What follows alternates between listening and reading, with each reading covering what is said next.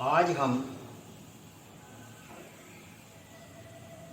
साधक जो प्रेमी लोग हैं, और साधक क्या ये सभी को कर लेनी चाहिए, इससे शारीरिक लाभ होता है। साधक को क्यों कह दिया कि साधक के लिए और ज़्यादा जरूरी हो जाती है, तो इसलिए हमने साधक कह दिया। वैसे यदि साधारण लोग भी कर लें, पारिवारिक लोग भी कर लें, विद्यार्थी कर लें, तो सभी के लिए लाभदायक है जी ये, तो सभी को करनी चाहिए। अब हम सबसे पहले धोती क्रिया करके दिखाते हैं, क्योंकि लोग देखने के इच्छुक ज़्यादा होते हैं, तो हम इसीलिए पहले धोती क्रिया करके दिखाएंगे, फिर बाद में इसके लाभ और हानि बताएंगे कि इससे क्या लाभ होते हैं और हानि भी क्या हो सकती है। यदि कोई किसी तरह का कोई गलती करेगा तो उसको हानि भी हो जाएगी इससे। तो अब हम पहले करके दिखाते हैं। मेरे बनावटी दांत हैं, मैं पहले इन्हें निकाल लेता हूं, क्योंकि ये जब मैं धोती क्रिया करके दिखाऊंगा वस्त्र धोती, तो फिर ये मेरे दांत जो हैं ये बाधक हो जाएंगे मेरे लिए। तो मैं पहले दांत निकाल लेता हूं।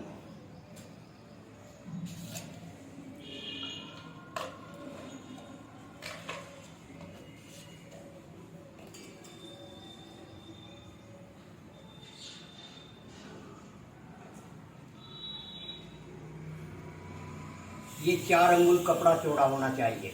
ये लगभग 4 ही अंगुल है। इसे क्या है, जीभ के पिछले हिस्से पर रख लेते हैं। शुरू में जीभ के पिछले हिस्से में रख कर, और फिर इसे जैसे भोजन को निगलते हैं ऐसे निगलना है। इसे मतलब अंदर सटकना है, चबाना नहीं है। जैसे रोटी को चबाते हैं ऐसे चबाना नहीं है, निगलना है, केवल अंदर को निगलना है। तो अब मैं आपको करके दिखाता हूँ, और इसे जो है बड़े ध्यानपूर्वक देखना है जी।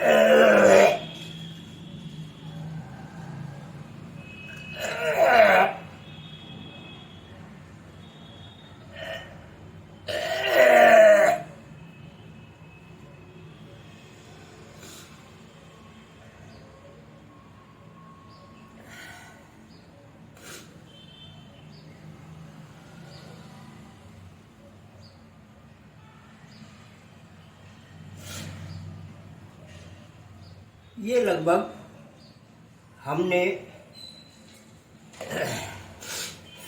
7 फुट धोती सटकी।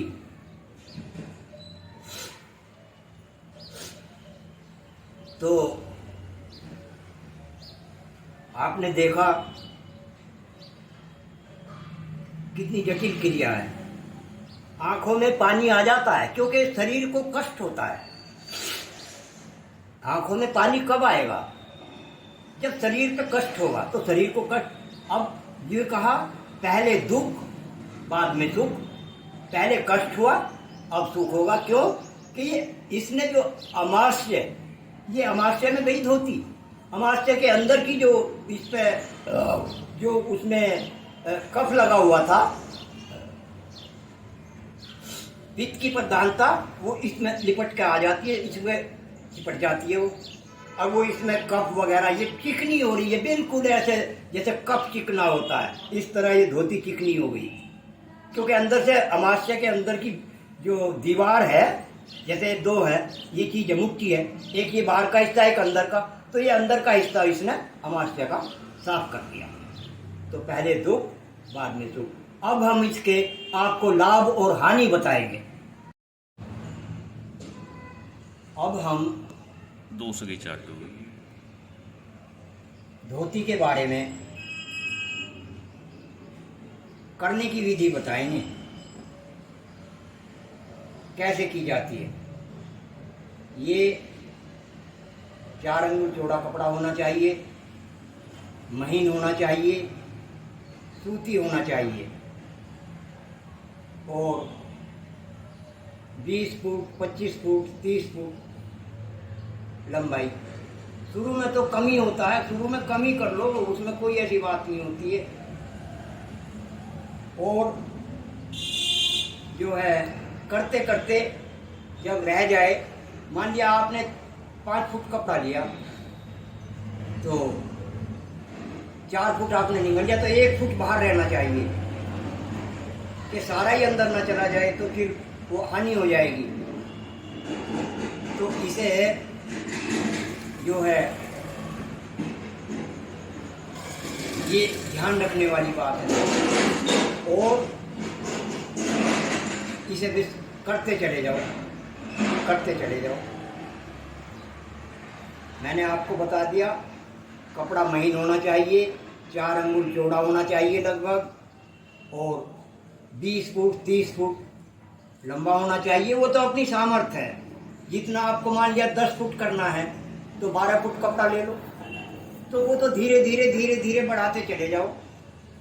और शुरू में तो 1-1.5 फुट ही सटकेंगे आप। अब देखो मैंने ये लगभग 7 फुट कपड़ा अंदर निकला, कितना कष्ट हुआ। और जो 20 फुट या 25 फुट निकलना पड़ेगा, कितना कष्ट होगा। तो वो तो अपने यथाशक्ति करना है। किसी का इस कार्य में, योग के अंदर ये नियम है, जबरदस्ती नहीं करनी। यदि जबरदस्ती करेंगे तो हानि हो जाएगी। अब हम आपको इसके लाभ बताएंगे। अब इसके लाभ कहेंगे। इससे ज्वर, जिसे बुखार कहते हैं, और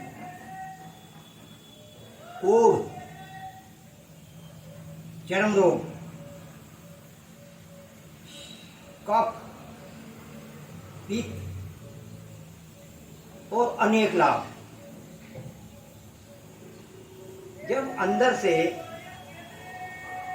सफाई कर देती है तो जो पाचक रस है वो ज़्यादा छोड़ेंगी नाड़ियाँ अंदर की। जब नाड़ियाँ रस छोड़ेंगी तो भोजन पचेगा, भोजन पचेगा तो लाभ होगा, और भोजन सड़ेगा तो हानि होगी। तो इसीलिए अमावस्या की सफाई, अंदर की सफाई के लिए ये धोती की जाती है। और इससे इसके लाभ, अनेक लाभ हैं, अनेक। अब हम आपको इसकी सावधानियां और बता देते हैं कि सावधानियां क्या रखनी है। अब सावधानियां कहेंगे, सावधानियां क्या रखनी है। धोती निगलते समय दांतों से नहीं चबाना, सटकना है, निगलना है। जैसे रोटी दांतों से चबाई जाती है और निगली जो है वो निगलते हैं फिर उसे, तो इसे दांतों से निगलना, इसे दांतों से चबाना नहीं है, इसे केवल निगलना है। जैसे भोजन को निगलते हैं, चबाना नहीं। फिर इसको जिस समय करते हैं तो इसका समय 15 या ज्यादा से ज्यादा 20 मिनट का है। फिर इसको बाहर निकाल देना चाहिए, वरना अंदर पचनी शुरू हो जाएगी। तो और जो है